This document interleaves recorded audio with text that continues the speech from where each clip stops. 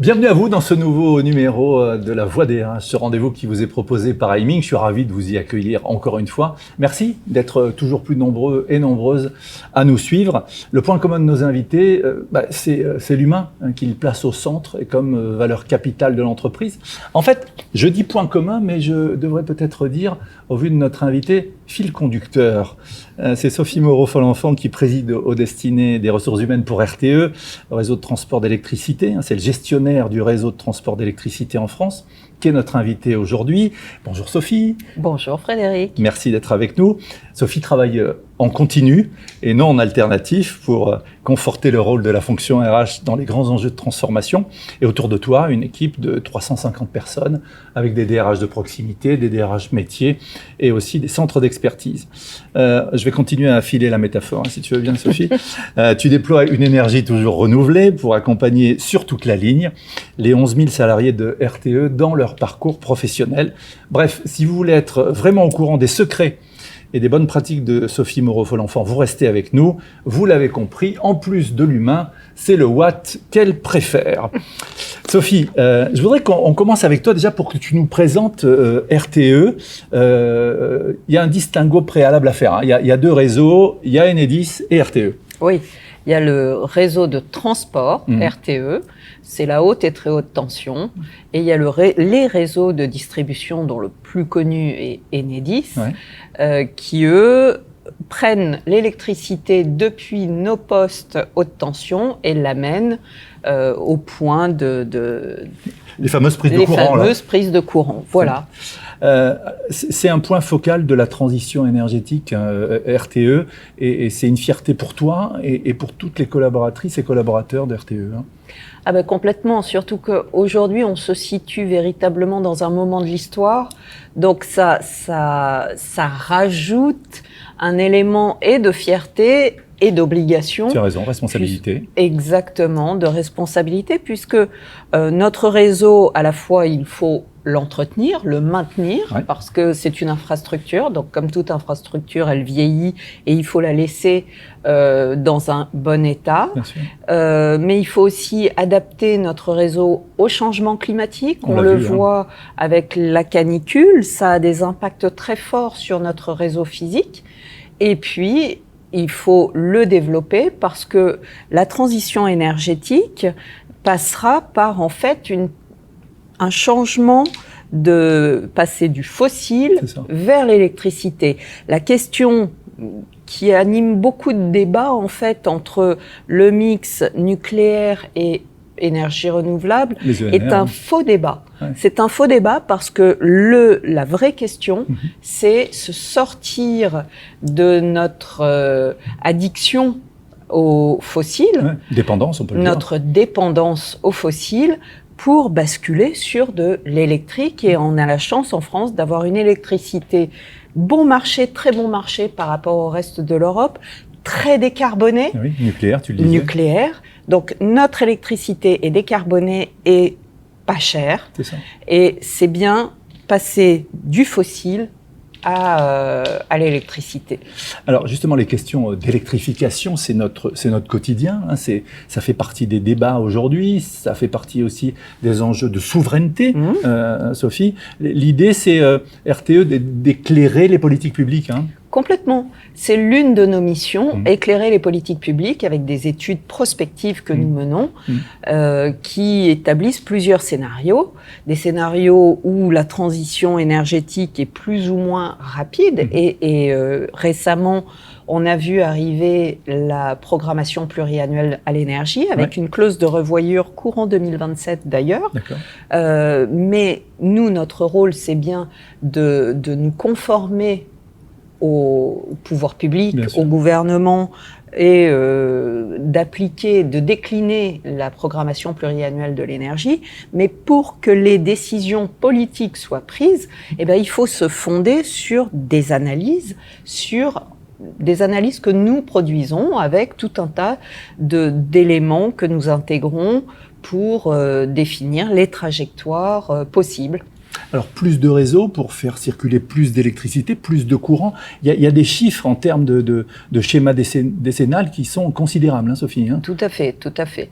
Alors, je ne vais pas rentrer dans tous les chiffres parce qu'ils sont très lourds, mais déjà, l'idée de la transition énergétique, c'est aujourd'hui 60% de la consommation d'énergie, c'est du fossile. Très bien. Et l'idée, c'est passer en 2035, diminuer de 35% ce pourcentage de consommation fossile pour basculer sur les ENR et le nucléaire, en tout cas sur de l'électricité. C'est ça. Donc nous avons un plan qu'on appelle le schéma décennal de développement de réseau, le SDDR, qui prévoit jusqu'à 2040 un volume qui apparaît considérable d'investissement, 100 milliards d'investissements. 100 milliards d'investissements, c'est énorme, hein. Pour les 15 prochaines années. D'accord. Il faut le mettre en regard de, actuellement, la consommation annuelle dans du fossile, le gaz, le pétrole, ça a pu monter en 2022, ça a pu monter jusqu'à plus de 100 milliards en une année. Ouais. Nous, c'est sur 15 ans. Ouais, donc il faut relativiser. Il faut relativiser parce que cette consommation et cet investissement dans le fossile, évidemment, plus on va basculer sur de l'électrique, moins on va payer de fossiles. Mais voilà, ça implique des investissements, comme je le disais, dans l'adaptation de notre réseau pour supporter le changement climatique, le renouvellement de notre réseau, mais aussi le développement de notre réseau pour accueillir de nouvelles consommations, pour accueillir de nouveaux producteurs et pour permettre les transits d'électricité, puisque nous sommes interconnectés en Europe et il n'y a pas que notre propre électricité à faire circuler, mais faire circuler les flux, par exemple de l'Espagne vers l'Allemagne, où il y a de très forts flux qui viennent nous congestionner aussi. Donc, bien sûr, parce qu'ils arrivent et ils s'ajoutent au flux français. Exactement. Donc on a besoin de développer le réseau pour permettre justement d'avoir en permanence un équilibre entre la production et la consommation. Donc on le voit, transformation, transition, ça tombe bien puisque ce sont des sujets qui tiennent à cœur. Sophie Moreau-Folenfant, la DRH de RTE, est avec nous pour ce nouveau numéro de la Voix des RH. Sophie, parlons des femmes et des hommes sur toute la ligne, qui sont les talents, les compétences au cœur de ce réacteur. Tu es arrivé fin 2019, il y avait 9000 salariés, 11 000 aujourd'hui, et des compétences très différentes. Il y a évidemment des personnes sur site qui sont sur le terrain. La moitié, globalement, la moitié de notre effectif, ce sont des femmes et des hommes qui entretiennent le réseau. C'est la maintenance. Si on parlait tout à l'heure. Et qui sont là pour justement que lorsqu'on allume un bouton, l'électricité arrive, on ne se pose pas de questions.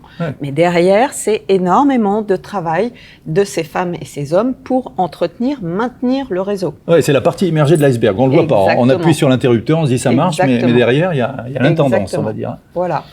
Les compétences, c'est quelque chose qui nous tient à cœur avec Aiming. Tu as tenu à simplifier le référentiel. Raconte-nous quelle était la démarche et pourquoi tu l'as fait. Alors, on a besoin de se projeter sur ce qu'on appelle la gestion prévisionnelle des emplois et des compétences, qui est la GPEC. C'est un exercice classique. À 5 ans, on essaye de projeter nos compétences. Il faut avoir à l'esprit que nous sommes une entreprise à carrière. Donc, les gens rentrent chez nous et font toute leur carrière. Notre promesse, c'est de leur offrir une multitude de vies professionnelles. Donc, de les faire évoluer, de les reformer, ce qu'on appelle upskilling, reskilling, en bon franglais. Ouais, c'est ça. Donc, on doit faire évoluer les gens. Alors je t'arrête, ça c'est vraiment super important. Hein. C'est-à-dire qu'on a une entreprise qui est une entreprise qu'on peut qualifier de publique en fait, hein, voilà, et qui propose à ses collaboratrices et ses collaborateurs d'avoir, tu l'as dit Sophie, plusieurs vies professionnelles. Complètement. Et donc ça fait partie des aspirations d'aujourd'hui de se dire bah tiens, j'ai pas envie d'avoir une carrière linéaire, donc je vais changer d'entreprise. Non, toi tu proposes dans la même entreprise de pouvoir avoir plusieurs vies en fait. Hein. C'est exactement ça. Ouais. Et donc on a besoin de se projeter sur les compétences de demain pour justement s'y préparer et accompagner nos collaborateurs, les former et les faire évoluer sur ces futures compétences. Tu te projettes à combien de temps On se projette à 5 ans. On a un double travail, GPEC et VPEC, Vision prévisionnelle des emplois et des compétences, où on travaille à la fois à 1 an et à 5 ans pour permettre justement d'avoir ce mouvement de formation et d'accompagnement des compétences. Et on était arrivé à un volume de 1300 compétences identifiées. Autant dire que le niveau de finesse et de granulométrie des compétences ne nous permettait pas de faire réellement vivre notre référentiel. Oui, c'était trop fin en fait. C'était trop fin. Ouais. Donc, soit les salariés arrêtaient de compléter leur profil avec leurs compétences, soit on n'arrivait pas à travailler avec cette matière. Donc, on a rétréci le scope pour passer à 500 compétences. D'accord, 2300 à 500, donc c'est considérable. 2300 à 500, et donc là, ça va nous permettre justement, et d'ailleurs on le voit quand on va recruter sur LinkedIn, on va pas chercher le détail précis d'une compétence, on va positionner des compétences principales. Combien il te faut de personnes d'ici, j'allais dire 2030, puisque tu nous as parlé de tous ces développements, ce besoin d'électricité qui est de plus en plus important? Alors, là, d'ici 2030, notre croissance, désormais, elle va être très modeste. En revanche, c'est au niveau de notre filière. Et donc, on a créé une association, conjointement avec Enedis et nos prestataires. On a créé une filière, des filières industrielles des entreprises de réseau électrique. C'est un acronyme qui est très sympa. C'est la FIER. C'est la FIER. C'est la FIER. C'est pour ça que j'ai préféré le détailler avant. C'est la FIER. On n'est pas connu. Les réseaux, personne ne sait trop ce que ça recouvre. Pourtant, c'est un écosystème qui est exactement. Vivant, hein. Et en fait, nous sommes des maîtres d'ouvrage. Donc, nous avons procédé à notre croissance pour être en capacité de passer, je dirais, à une phase plus importante d'exécution de nos trajectoires d'investissement. Mais nos prestataires, eux, ils sont encore dans cette voie de croissance et ça va continuer très fortement. Donc, on a estimé à l'horizon 2010, on est en 2026, hein, à l'horizon 2030. Ouais, c'est ça.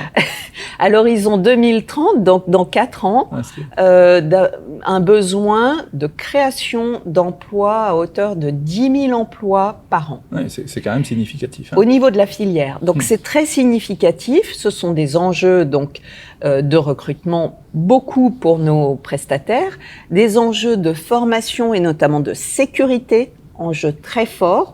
Et pour ça, nous, on a des centres de formation. Ah oui, tiens, parlons-en justement. Tu as une académie de formation. Exactement. Et là, tu peux être fier. Très fier. De ce que tu déploies. Il y a beaucoup d'heures de formation. Ça vous intéresse aussi? On a plus de 40 heures de formation par salarié par an. C'est énorme. Ce qui est énorme. Et en gros, on a 98% des salariés qui vont au moins une fois dans l'année sur notre centre de formation, sur notre académie. Et le site se trouve basé à Jonnage, à côté de Lyon. À côté de Lyon, ça nous va bien puisqu'il y a un gros site de aiming à Lyon. Oui, et c'est un site absolument magnifique dans les plateformes techniques, dans les matériels qui sont à disposition. On a des lignes électriques école, on a un poste électrique école. Génial. Donc, à la fois, on apprend comment travailler dessus. Bien sûr. Mais en même temps, on peut former vraiment aux gestes de sécurité. Et ça, c'est un enjeu pour nous. Et tu accueilles aussi des personnes, ça peut jouer le rôle un peu de vitrine, quelque part. Alors, on est en train de travailler avec nos prestataires sur la façon, justement au travers de la FIER, la façon dont on peut les accueillir pour les former, notamment sur nos matériels et nos lignes écoles, aux aspects prise en main sécuritaire. Oui, et en plus, ça peut donner envie à des personnes qui n'avaient pas forcément l'idée de se dire « tiens, je vais aller chez RTE », de découvrir les métiers. Hein. Exactement. Les questions d'attractivité sont essentielles. Hein. Et là, on a développé tout un ensemble de dispositifs. On a développé un master avec Lyon, un bachelor assistant ingénieur avec l'INSA. On a développé une autre formation de type ingénieur avec NCCube, qui sont des écoles d'ingénieurs. Ouais, bien sûr. Et on travaille aussi avec France Travail, à une POEI, pour permettre à des personnes en reconversion de venir rejoindre nos métiers. Très bien. Ça, c'est une première chose. On a mis en place aussi un dispositif par briques de compétences qui nous permet de faire, d'accompagner notamment des salariés sur des fonctions corporate vers les métiers techniques, parce que on a aussi des enjeux de féminisation très forts. On va y revenir. Et on va y revenir, oui. Ce sont des enjeux qui sont d'autant plus compliqués à traiter que notre vivier est éminemment masculin au recrutement. Oui, c'est ça. On va y revenir, on va parler tout à l'heure de l'engagement des femmes et de ce que tu fais. Je voudrais qu'on parle plus précisément de cette fonction RH. Hein, on va faire un focus sur la fonction et on voit qu'elle a un rôle clé dans l'organisation parce que tu es membre du directoire en plus. Et merci d'être avec nous parce qu'il y a un directoire dans pas très longtemps. Le fait que tu sois intégré dans ce directoire, vous êtes 5 en tout, c'est un signal fort, ça montre tout ce que tu décrivais jusqu'à présent en termes de transformation, en termes de souveraineté, d'utilité des métiers, que la fonction RH est clé. Hein. Tout à fait. Alors, en fait, c'est né de l'idée que la fonction RH avait un rôle de transformation et d'accompagnement des transformations. Or, RTE est dans une période de profonde transformation sur ses métiers, sur son organisation. Donc, c'était une façon de repositionner la fonction RH au cœur de la stratégie de l'entreprise et être en capacité d'accompagner ces transformations. Alors, les équipes RH, j'en parlais dans l'intro, tu as environ 300-350 personnes autour de toi. Tu as choisi de structurer cette fonction. Hein. Dis-nous comment. Oui, alors on a une organisation matricielle avec des régions et des métiers. Alors, on a des DRH de proximité en région, des DRH métiers. On a 4 piliers, 4 établissements, les fonctions centrales, l'ingénierie et le développement, l'exploitation des systèmes électriques et la maintenance. Parfait. Donc là, c'est au niveau des DRH qui pilotent ces activités. Et nous avons en centrale des expertises. Et les expertises, c'est le développement des compétences, développement managérial, c'est la paye et l'administration du personnel, c'est le dialogue social et le juridique. On a aussi une dimension accompagnement au changement et communication RH. Voilà, ce sont les grandes expertises RH. Je voudrais qu'on parle de l'engagement des femmes et des hommes. Il y a ce baromètre de l'absentéisme et de l'engagement Aiming qui fait référence. Tu disais tout à l'heure, donc, une des forces de RTE, bien qu'on soit dans un régime un peu spécial, des industries électriques et gazières, comme SNCF, qui est un régime spécial aussi, tu proposes aux gens d'avoir plusieurs vies. Ça veut dire que c'est un moyen aussi de rendre attractifs les métiers, parce que c'est vrai qu'un emploi à vie, ça ne fait pas forcément rêver. Oui, c'est clairement aujourd'hui, quand on recrute et qu'on propose à des jeunes un emploi à vie, ça ne les fait pas rêver. Ouais. Et c'est ça l'intérêt pour nous, c'est de leur proposer une succession de vies professionnelles sans changer d'entreprise, mais une succession de vies professionnelles sur des métiers qui sont passionnants et qui sont vraiment ouverts à tous. De par l'accompagnement en termes de formation qu'on propose. Qu'est-ce que tu fais comme promesse en termes vous allez changer d'emploi ou de métier En gros, c'est tous les 5 ans et on a des dispositifs justement où on organise cette mobilité. On est assez structuré, une grosse comitologie qui travaille sur la mobilité des collaborateurs. L'un des principes étant que chaque année, lors des entretiens managériaux, les collaborateurs, on leur demande de se positionner sur un parcours professionnel, justement pour pouvoir anticiper, se projeter en fait, se projeter et anticiper des mouvements et des accompagnements. Ça veut dire qu'il y a des personnes de tes équipes RH qui sont parties faire d'autres choses? Exactement. Moi, j'ai en tête 2 jeunes femmes, toutes les 2 qui étaient dans mes équipes et qui sont parties à la maintenance et notamment sur en animation, en management d'équipes opérationnelles. Donc terrain en fait. Terrain. Oui, donc ça veut dire que c'est possible. Hein. C'est possible, c'est tout à fait possible. C'est quand même un changement qui est assez radical. Ah oui, donc là, accompagné, donc fléché. Exactement, exactement. Parlons de l'absentéisme. Oui. Là, il y a un motif de fierté aussi, il est très faible.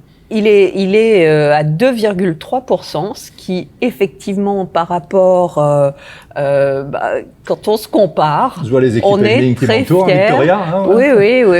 Et Alexandra, par rapport, nous en parler aussi. Hein. Quand on se compare, on est très fiers de ça parce que 2,3% d'absentéisme, c'est pas beaucoup. Donc ça veut dire une forte adhésion, hein, Sophie. Oui. Et on le voit, nous, au niveau de nos baromètres, on le suit dans le cadre de notre baromètre annuel social. Il y a un fort engagement, une forte adhésion. On a un taux d'adhésion de 93% de recommandations, de fierté, pardon, 93% de fierté d'appartenance, 87% d'engagement et de confiance dans l'entreprise, 88% de confiance dans la relation salarié-manager. Donc ça, ce sont vraiment des éléments dont on est fier et heureux et qui témoignent à la fois de nos missions de service public, de ce que chacun d'entre nous adhère et a confiance dans l'entreprise et dans les missions. Voilà. C'est intéressant parce que c'est vrai qu'aujourd'hui, on a toutes ces questions de sens, de pourquoi je vais me lever le matin, pourquoi je vais aller travailler, et puis quelle est ma place dans toute une organisation dont j'ai pas forcément la perception globale. Donc là, on a des chiffres, hein, 88, 93%, c'est énorme. C'est d'autant plus significatif que c'est en parallèle avec des effectifs croissants, hein. Oui. Donc des gens qui n'étaient pas forcément que tu as recrutés. Les enjeux sociétaux, ça revient souvent quand tu interroges les collaborateurs. Oui, parce que il y a à la fois notre mission de service public qui est d'apporter une électricité décarbonée sans sujet d'approvisionnement sans rupture. J'étais en Espagne au moment du fameux blackout. Voilà. On sait ce que ça peut signifier. C'est assez terrible. Ah oui, ça c'est notre cauchemar absolu. Je l'ai vécu. Voilà. Donc ça c'est notre mission première et qui anime tout le monde.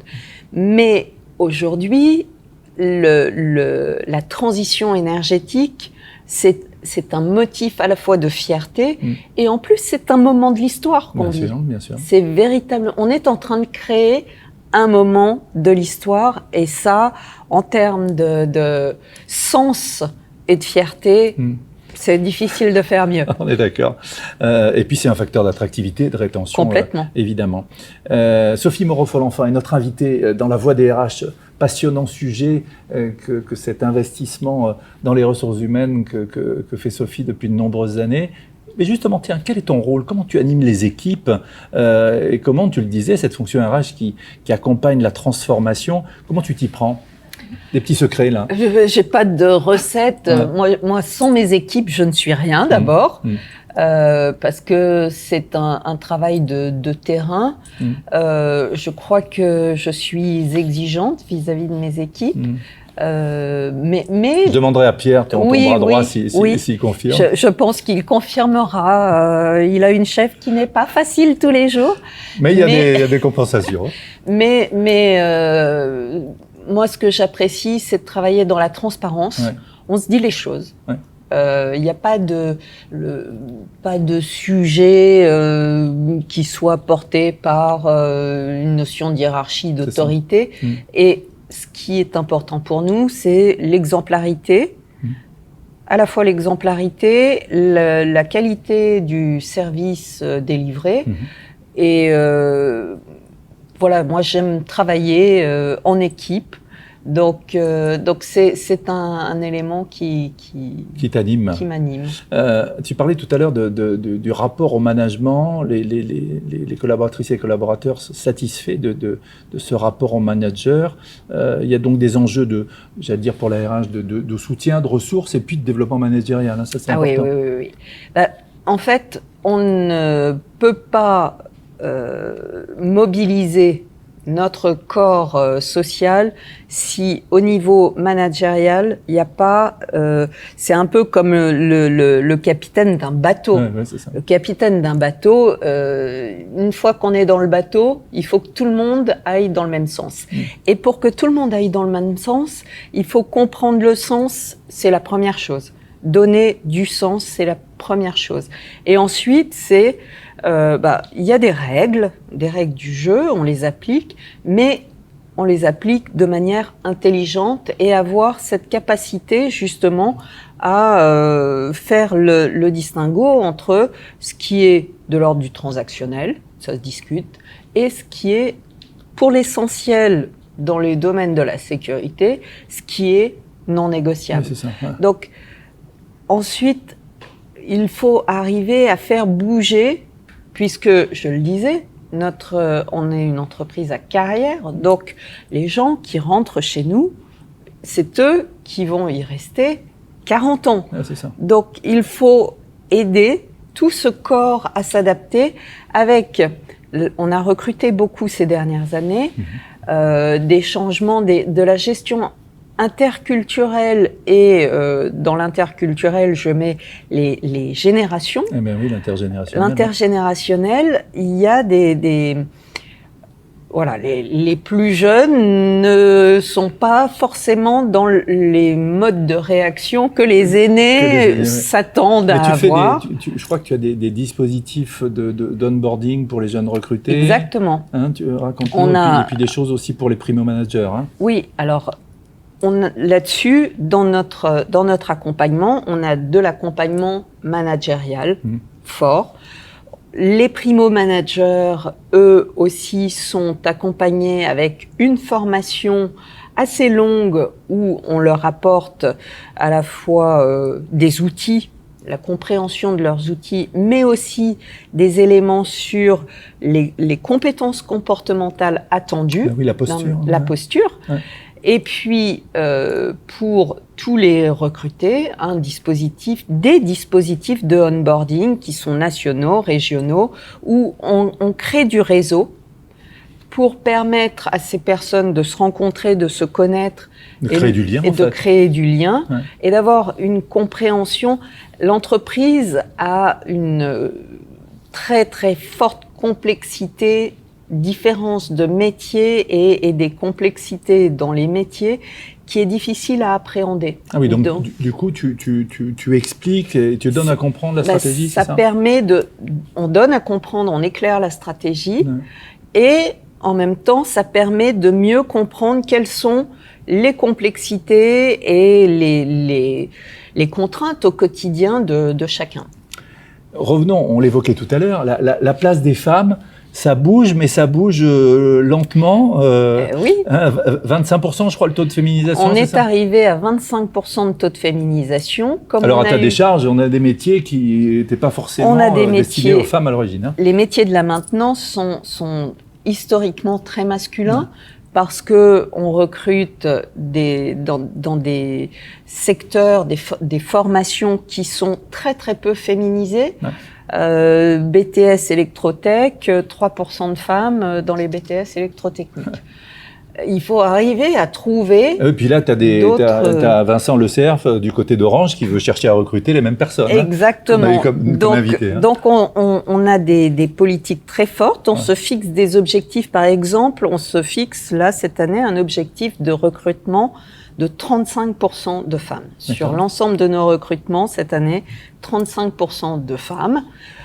Parce qu'on sait que derrière, on peut mettre en place des dispositifs qui vont leur permettre de passer de métiers où on a plus facilement des femmes vers des métiers techniques pour faire tomber ces barrières à l'image d'un métier genré. Oui, parce que tu as souvent ce fameux syndrome de l'imposteur. Je ne vais pas être capable, ou je suis une femme. Il y a ça. Il y a ça. Et puis, les métiers techniques, souvent, sont vus comme moins attractifs pour les femmes. C'est vrai. Et là, ça permet de montrer par un discours de preuve que ces métiers peuvent accueillir des femmes et les intégrer. Donc on fait ce travail-là, on mène ce travail-là, en plus de l'accès au recrutement, parce que j'en reviens toujours, entreprise à carrière, oui.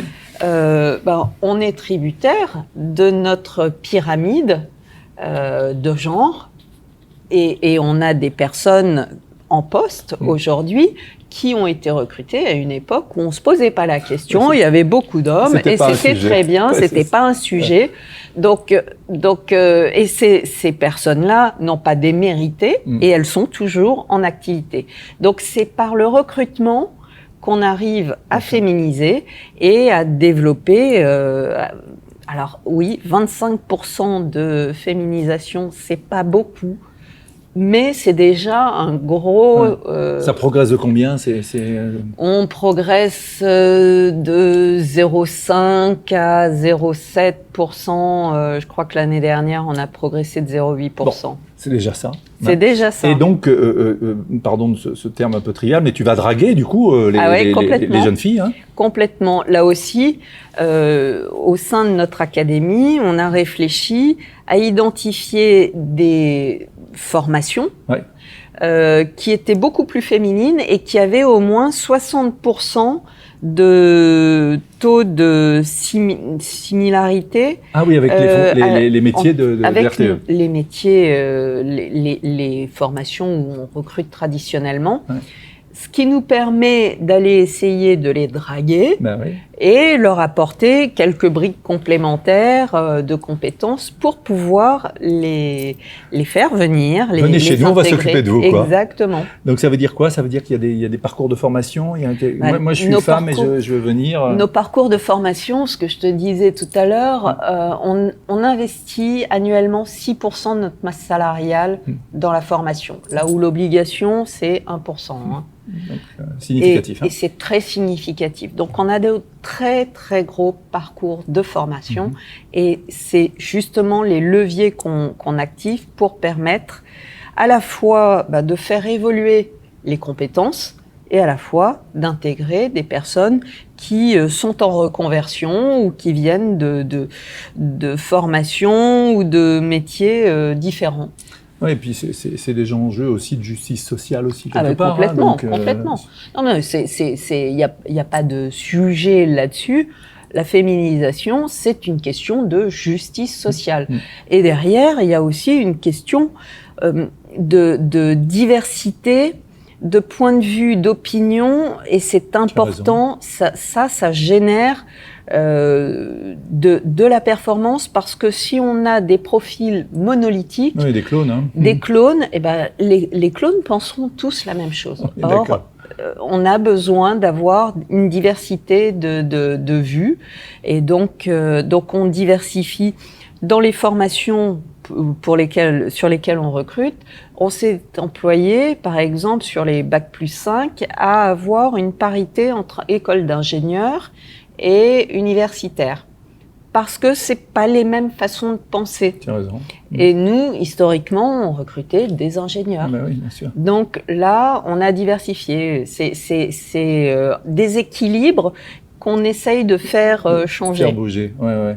Puis on le voit, hein, beaucoup de femmes, j'imagine, ici on est au siège, à la Défense à Paris, beaucoup de femmes dans les fonctions centrales à l'origine. Et donc voilà, faire bouger un peu les lignes, quoi. On fait bouger les lignes et on leur propose des parcours de formation qui leur permettent d'accéder à des fonctions techniques. C'est passionnant d'être avec toi, Sophie.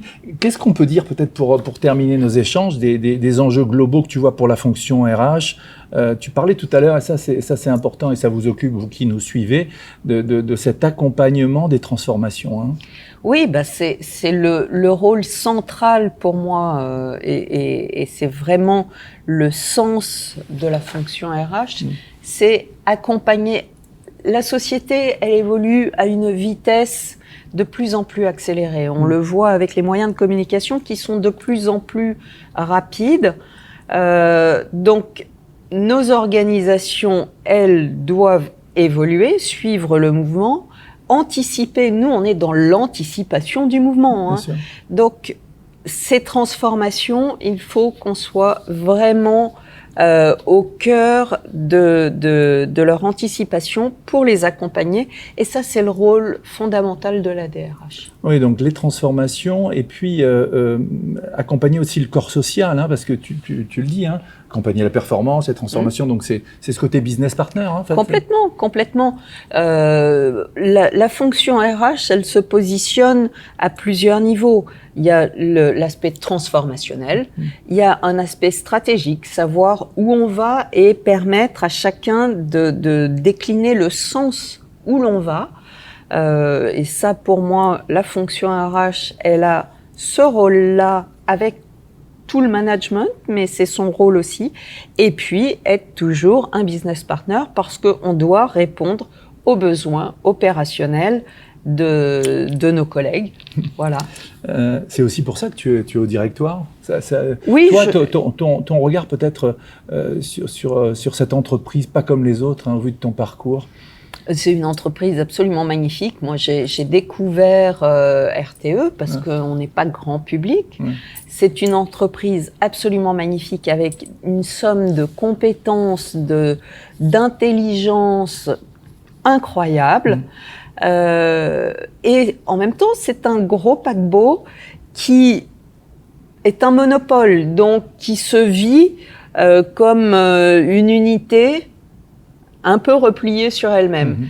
Donc c'est ce qui est passionnant, c'est de faire bouger ce paquebot, un peu faire bouger la trajectoire, on va dire. Faire bouger la trajectoire, et ça, c'est à mon sens, c'est absolument passionnant. Oui, parce que avant activité privée, donc très compétitif. Là, on est dans un monopole d'État régulé, avec statut en plus. Donc, avec statut. Donc ça a été.